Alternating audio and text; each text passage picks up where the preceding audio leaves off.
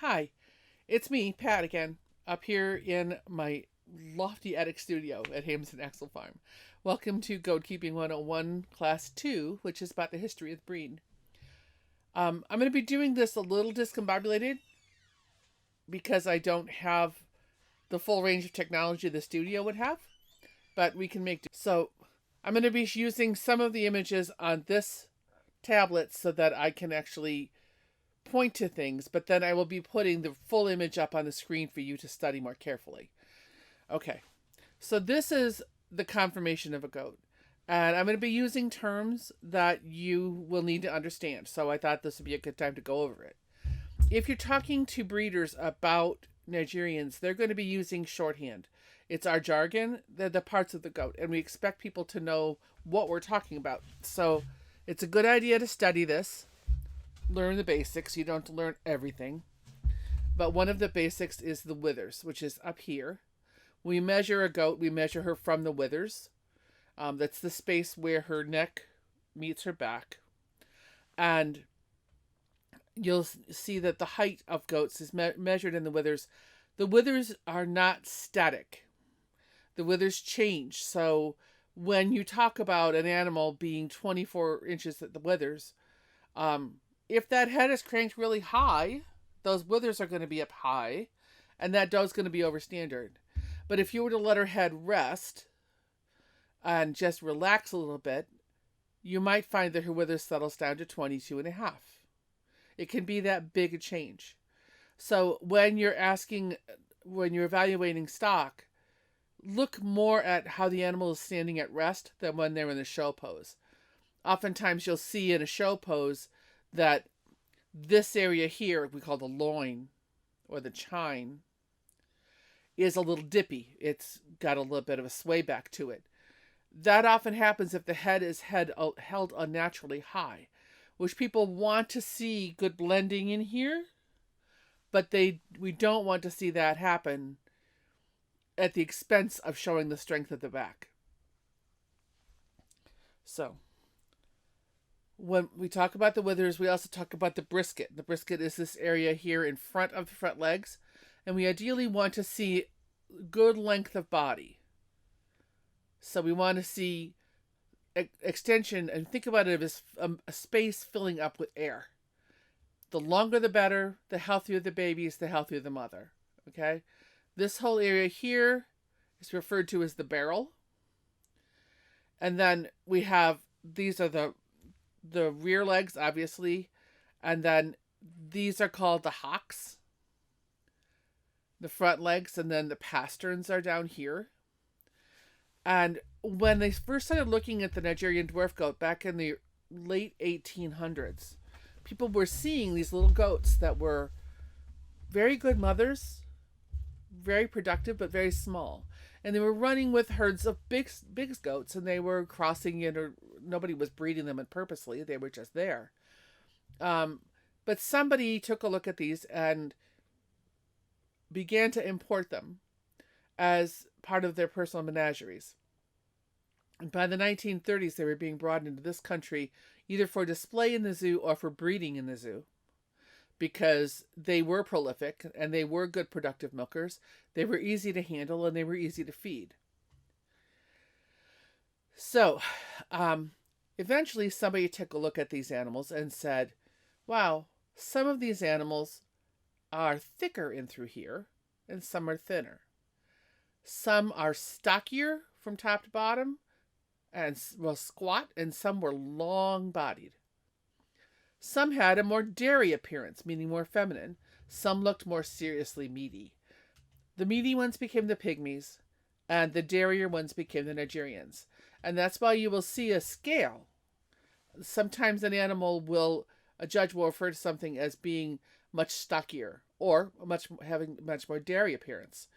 And you will have some mothers where you breed the doe to a buck, and the babies will have throwback to pygmy style. Some people like that. That's just not what I'm breeding for. So when we're looking at the progenitor Nigerians, we're looking at the ones that had long bone patterns, had long bodies, had long necks, and we're triangular behind the rear. Okay? This area in here is called the Eescutcheon and is very important in dairy goats. The Eescutcheon is what holds the milk, where the area of attachment is. It's the area that allows the birth process to happen. If it's too narrow, it's a problem. If it's not well attached, it's a problem. So the Eescutcheon is another area that we wanted to look at. All right? Then we start to look at how the animals have changed over years. This is a picture of the original WADs, West African dwarfs, those dwarf goats that ran loose in Nigeria and Tanzania. And the earlier ones that were brought over looked most like Eescutcheon. This one here, and you'll see it in a second in a bigger picture. But Eescutcheon is from Gladys Porter Zoo. She was one of the ones that was brought over, and then her line was bred in the zoo. So she's most likely the pictures that I can find of the early progenitors. They were primarily black or black with white spots, gold, or gray. And then we come into Gladys. This is Unicorn Farms Tomba. And he is a little buckling. And he's from the same era. Early days in the breed. This next one that you see is Goodwood Zippy Mariri. And the Goodwood herd, they were the first ones to go on test. And you definitely see the influences of the Goodwood herd in the production of early Nigerians. The next one you'll see is Unicorn Farms Panda. You'll see a big change in the shape of the goat from that to Mariri. Part of that is that Mariri was in Texas. And Panda was bred up in New Jersey, and some things happened when we started to export animals to different parts of the country.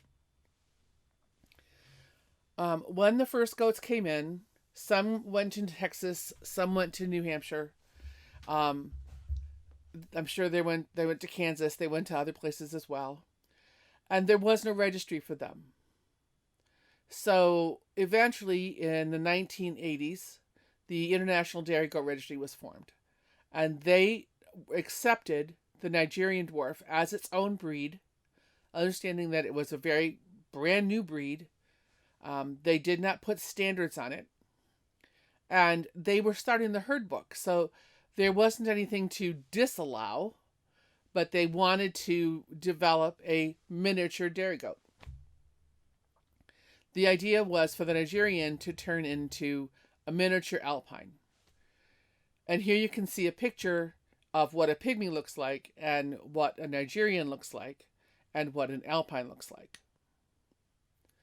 And you can see that the Nigerian is a nice looks like and what a Nigerian looks like and what an alpine looks like. And you can see that the Nigerian is a nice blend of the small stature of the pygmy with the beautiful dairy style of the alpine. But it needed to stay small. So eventually a purebred herd book was started by the American Goat Society, which was a purebred dairy goat registry at that time. And they formed the first herd book that was just Nigerians. And those animals all had to be at a standard of 17 to 19 inches. 19 inches was preferred. No taller than 21 inches for a doe, 22 inches for a buck. Animals that were over height were not supposed to be registered. But it was the 1980s. So people didn't have computers. They weren't shipping photographs all over the place. Animals were not being shipped the way we ship them now. They could be shipped, but it was a very expensive proposition.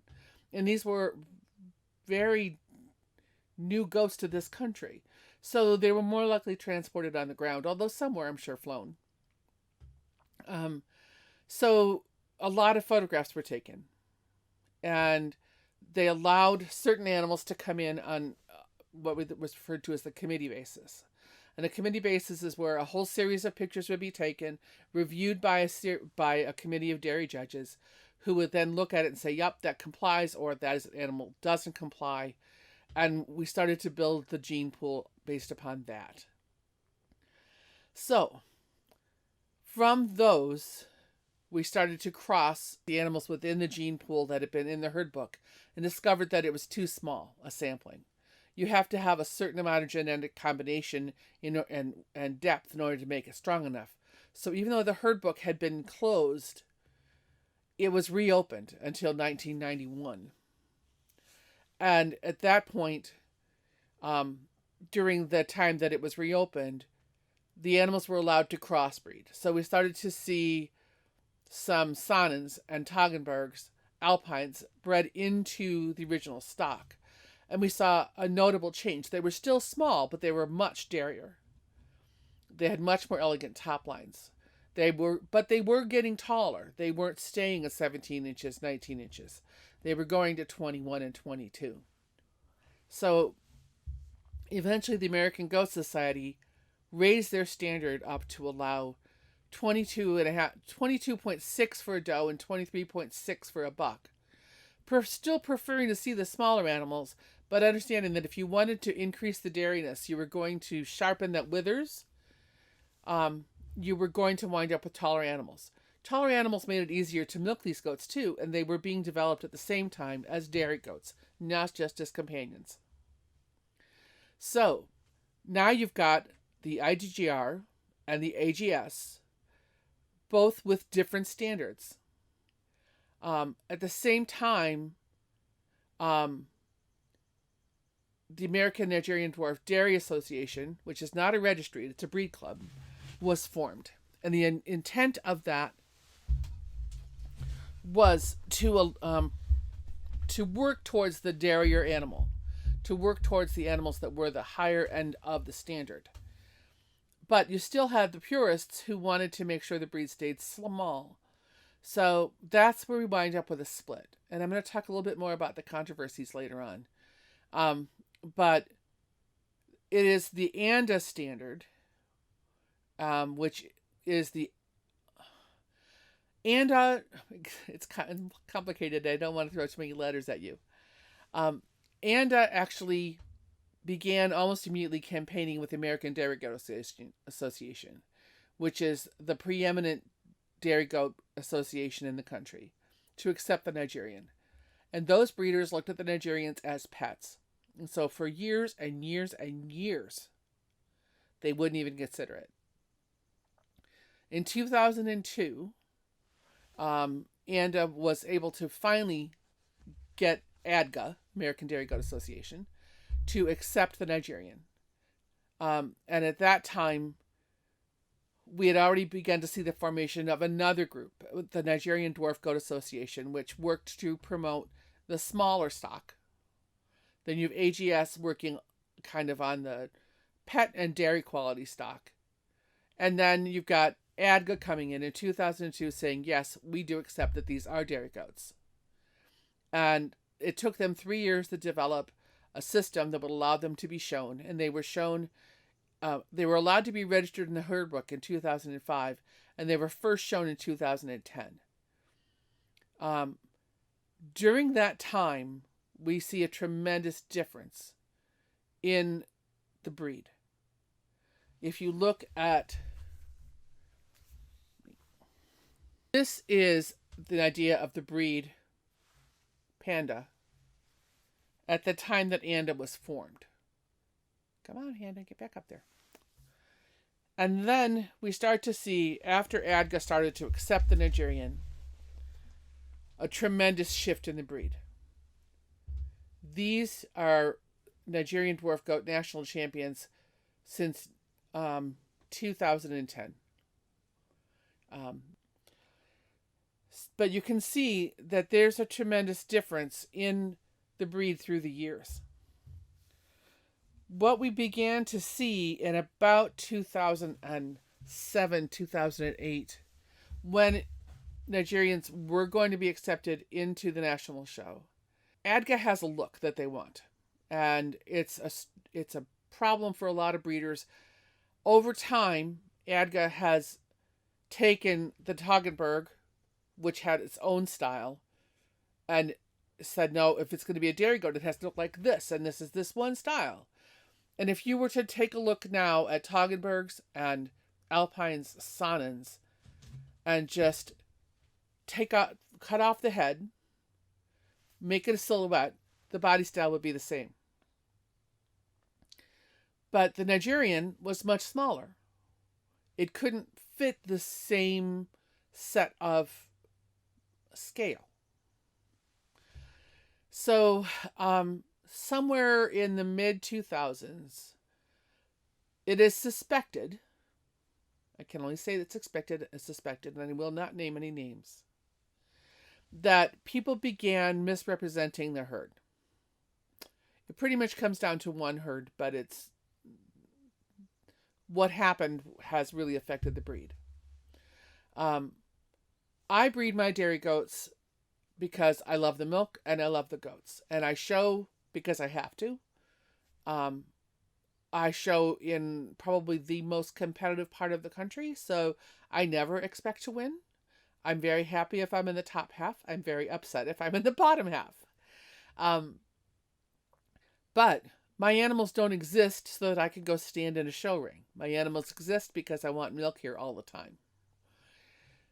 People that really wanted those ribbons, they wanted that competition show life. They wanted to get in that top level. They wanted the top 10 lane milkers. Until about the 2005, and I'll double check this. The highest milk producer was 1,602 pounds, and that was Rosa Sharon's Uni, who was an advanced registry master champion. I'll explain what that means in a minute. But Uni shocked everybody when she was able to give over 1,600 pounds of milk on one lactation. She was 100% Nigerian dwarf goat. You could DNA test her, and she would go all the way back to the original Goodwood stock and the Stonewall stock. But all of a sudden, we started seeing numbers go up closer to 2,000 pounds and more.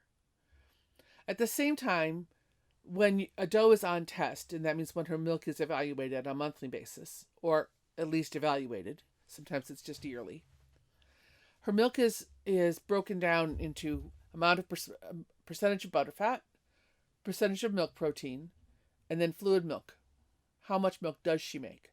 And that's by pound, not by quart or gallon. But roughly a gallon weighs a little more than 8 pounds. So 1,600 gallons or pounds of milk is 200 gallons and a little bit more.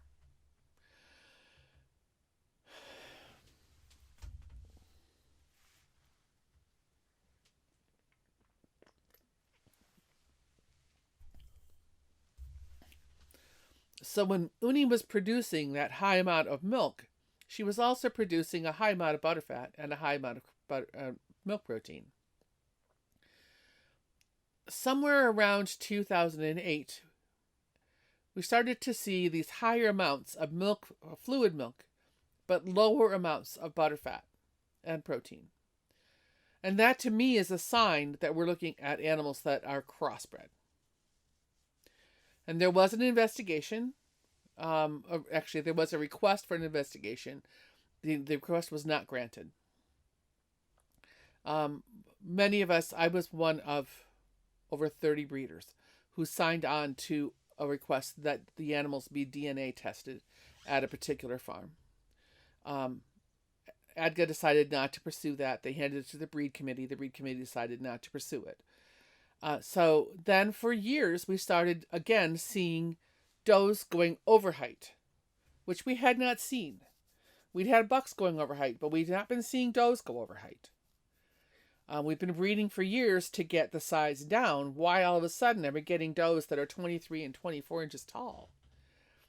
Well, the only explanation that I could think of was that they were crossbred, especially when they came out with udders that where the usual udder would be like this was all of a sudden like that within a year. I mean, some of that is the difference between a first freshener and a second freshener. But generally, a first freshener is going to be like this, and a second freshener is going to be like this, and a third freshener is going to be like that. You're not going to see a huge jump. And then that and the milk quality going down is another problem. The person who was suspected of doing this has passed away. The damage has been done.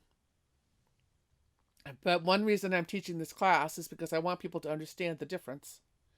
And I want people to understand when you look at the history of the breed, there is a shift. And it's going to take some time to get back to where we were before. We're now seeing the animals that are in the top 10, which are superb animals. Those are goats that are 1 or 2 generations away from the suspected crosses.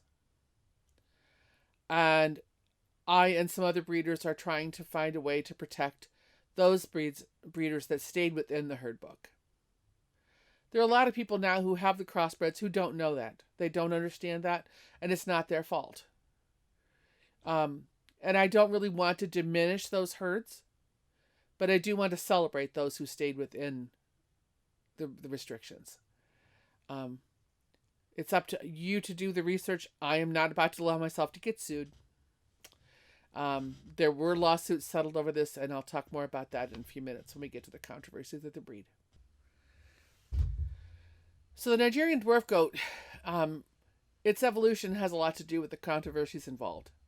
And I've talked a little bit about it, but here's kind of a breakdown of where those controversies happened and where they are in the time frame. This breed is really very young. So a lot of changes have happened. If you look at how long goats have been in the wild with people, it's over 6,000 years. How long have they been the size of a Labrador Retriever or smaller in the United States, managed for dairy? Less than 100 years. So during that time, I always tell people if we all got along, we'd raise sheep. But along the line, there are controversies. Controversies over color, controversies over production levels, controversies over the history of the breed. And so I want to talk a little bit about these controversies. Because when we look at the history, the future of the breed, we have to take into account the history of the breed. We talked about height. Now I want to talk about color. And this is a really testy thing since the internet came to play. When the Nigerian dwarf was developed in this country, color was not an issue. Photographs were primarily in black and white. We celebrated and looked at other breeds across the country through Ruminations magazine. But we didn't pay that much attention. We appreciated flashy, but the goal was to have a milking breed. Now we have a milking breed. They're very good producers. They're very well respected. Even the American Dairy Goat Association, that was hesitant to take them on, realizes now what a gold mine these little goats are. But along the way, the internet was invented. And along with the internet came visual input. You can't touch the skin of a Nigerian dwarf goat on the internet. You can't see how thin and dairy it is. You can't see how elastic it is. But you can see the color. You can't look deep into a goat's eyes online, but you can see whether they're blue, whether they're green, or whether they're purple, or whether they're brown. You can't look at a goat and see, that's really wide in a 2-dimensional photograph. But you can see if they've got moon spots. And because we have become more of a culture of convenience, and we don't like to be the bad guy, we've definitely focused on how is it easier to maintain a polled herd over a horned herd. Well, to my way of thinking, a goat is about the milk. The horns serve their purpose. That's why if they are determined to be there, I will let them be there. Those animals just don't go to shows. But I do not believe that a polled animal milks any better because it's polled. I don't believe that an animal with blue eyes milks any better because she's blue-eyed. And I have yet to see a correlation between moon spots and milk production. So yeah, I get a little testy about this. As somebody who's a little plain, I know that the beauty of an animal, beauty of a person, is inside, not outside. And when we start to play beauty pageant and only look at the outside of an animal, we are discounting whether or not she can birth easily, whether she can be easily milked, whether she's going to hold her milk for a long time, whether her milk is really high in protein or really high in butterfat, or does she just really whomp and put the milk out there because we're looking at flowers in the garden on the front pasture. So I am one of those people who's very concerned about putting the focus on the wrong syllable. And I have somebody who said to me just this last week, what difference does it make? It's my goat. I don't care what you think. And my answer was, it's my breed. And because we can't really have these goats valued for what they're going to do without having babies on the ground and milk in the bucket. Because honestly, the value of these goats is not in their baby resale. It's in how much milk you can get from them and what you can do with that milk. Then it does matter to me whether or not we value the outside of a goat more than the inside of the goat. So I know lots of people who love color. I love color. But I don't make my breeding selections based upon color. And I actually worry about whether people want a goat or that they want that color pattern in their front yard. So when somebody calls me or emails me and says they're looking for a blue-eyed polled moon-spotted doeling, I tell them no. I have a polled buck in my herd. He's not here because he's polled. I could care less. He's here because he comes from original bloodline, because he has wonderful dairy traits to offer to my herd, because he's a different set of genetics than I have. The polled, he's actually going to make my life much more complicated for me, because some of his babies will be polled and some of his babies won't be. And I will be set to disbud them regardless. I don't want to put an animal through a disbudding that I don't know whether they're polled or not.